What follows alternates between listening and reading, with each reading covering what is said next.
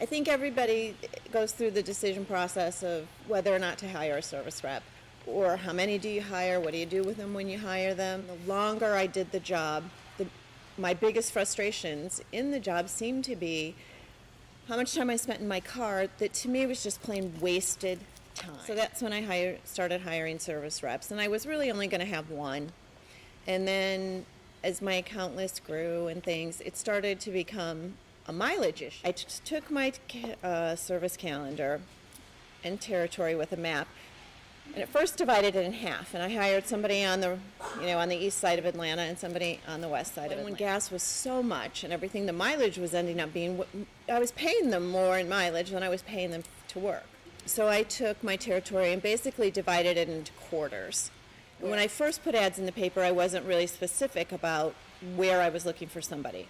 I just said, I'm looking for a person to do this. Well, that was the wrong way to do it. And actually says, this area, I need this person for this area. So I did that. Then I got about 400 resumes, which was a ton.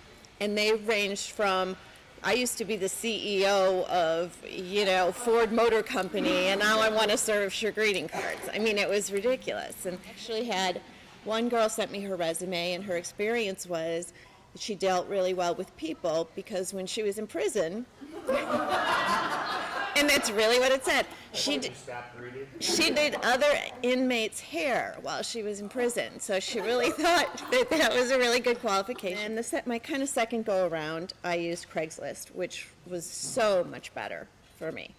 I got a more reasonable number of resumes. It was a lot cheaper. It was only $25. I think I found better qualified people. I'm surprised by how many people have done this in their past. I ended up, now I have 4 service people, and it's sort of expanded over time.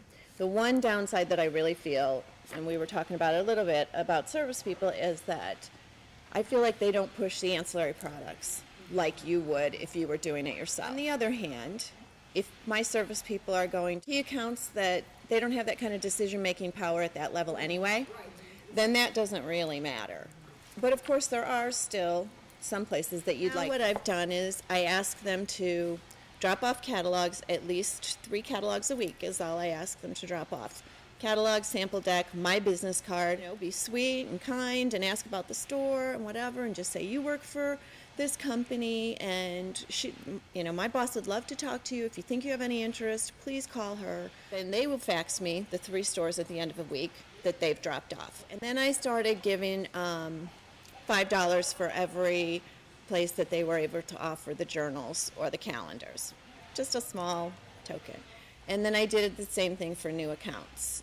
If they stopped somewhere, went in, made an impression good enough that I was able to open the account, then I would give them $25. When I decided how to train my reps, what I do with them is I spend a half a day sitting with them, and I create this book, and it's only because I'm incredibly quick. I put in my contact information, Southeast Marketing's contact information, and Avanti's customer care information. I rely heavily on my service calendar. Customer care can tell you how many changes I make on a weekly basis to my service calendar. I take it at the beginning of the month, and I go through and write my service people's names next to which accounts I want them to see.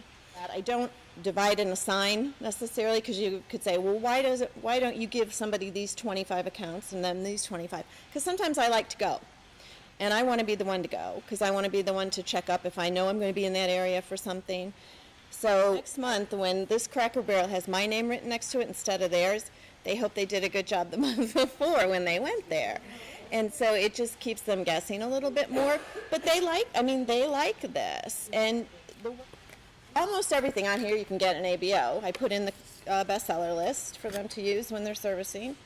Obviously the everyday catalog. And I also do a section on new releases since the catalog. Then I start with the order forms, and this is probably where you're all going to go, oh my God, she's really weird.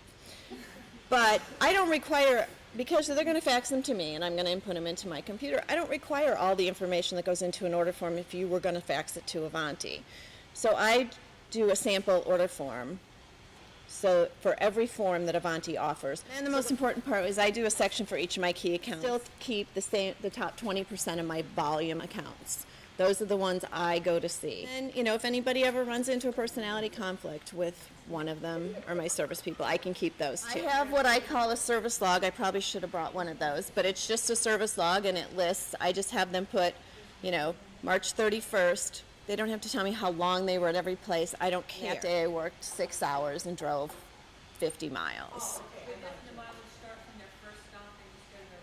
I don't. I start it from my house. I mean, from their house. I tell them, when you leave your house. Like, I even had one of my service people say, "Oh, Vicki, you know, there was a bad accident. I ended up sitting for an hour and 45 minutes. You know, I took that off of my service calendar. You don't have to pay me." And I'm like, "No, I do have to pay you. I mean, anything that goes weird in their day, they can just jot me a little note and tell me about it." And so I do. And you're absolutely right. I do trust them. But all I'm saying too is, I open more accounts because of this. Because I have a lot more time to prospect. I have a lot more people out there sending me leads. Now there's not just me. There's 4 other people calling me or sending me a little note with leads. I can clean up messes faster than they can, and I can do that better from my desk. I can also market from my desk. I can do more emailing. I can do more phone calling. You know, whatever percentage it is, if when you go into service, you're not seeing the decision maker anyway. I feel personally like I'm building better relationships with decision makers by not going to those stores a lot, because I can call them when they've got time to talk. They can call me back instead of being in their store when it's hectic and it's busy and, you know, there's 3 people waiting and I'm waiting for them to talk to them about journals or whatever. I don't know. I find myself that I am much more. And most importantly, it makes me in a much better mood. I can't tell you. I'm in a much better mood.